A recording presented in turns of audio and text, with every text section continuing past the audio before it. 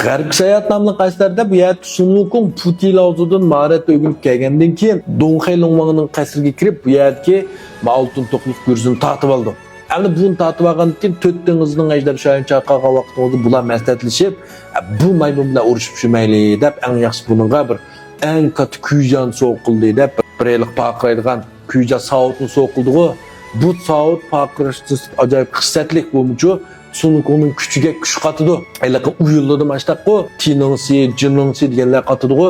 Ma'noda mashtaq tasvirlangan. Endi qiziqiri butkul Nomakil safarda Sun Wukong buni kiymaydi. Endi boshqa qirliq saat Shankoga o'xshaydigan rayib kiyimini kiyib yuraydi. Lekin orliqda Chimentaqqa qaytib ketgan vaqtimizda yeni mash kiyimini kiyib oldi. Baji izlab qolgan vaqtida qarsak. Unda esa bu yerda Sun Wukong nima uchun Nomakil safarda bu kiyimni kiymaydigandi deydi. Endi bayada bu kiyim xissatlik oddiy desek bu bir jang kiyimi-chu.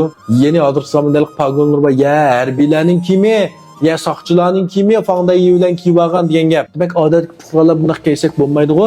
Ashuni kiyishga bir salohiyat tushadigan, kenishkilari, muvofiq qilishadigan mandaq kishilarning narsasi u. Hamma odam qalayimqan kiysa bo'lmaydi.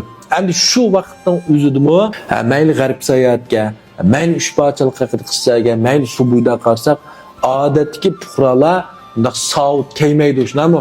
Faqat sarkarda sanğullar, rasmiy lashkarlar jangga chiqilganda mushundaqlar kiydi. Demak, odatdagi bir odamlarning ko'chada kiyib yurishi bir qonun xilop. Unda Sun Wukong Nomakil safarda adolatdan madolatga komandirib sayohat qilgandek bir tanguslalsın elçistek yurgan odam tursa, bu aşağıya oşundaq kuyjonlar bilan yursa, ular kirdiramdi. Yo'q, albatta men Yurun Sulton Amid Talimni bunga gap qilish mumkin. Shunami? Buningga bu Tangsinga shogird bo'lgandan keyin Tangsinning xizmatkorlari bo'ldi. Xizmatchi degan gungzopu kiyimiz, shunami? Maktabda shavfu kiyimiz, xizmatchi bo'lganda gungzopu kiyimiz. Shuning uchun bu yerga buningki eliqmaydi rayib xetva kiyimi, buning gungzopusi hisobda-chu. Shuning uchun xizmat vaqtida men gungzopun kiyimsin maaşga chiqdi. Shuning uchun Sun Wukong Nomakil safarda kiyimni kiydi. Chimentaqqa borgan nimishqan kiydi, chunki Chimentaqda Uzxon Uzbek bu. Shuning uchun Chimentaqdagi vaqtimizda niyim kiygiskas uzang yoqtirdigan kiyimini kiyib oldi.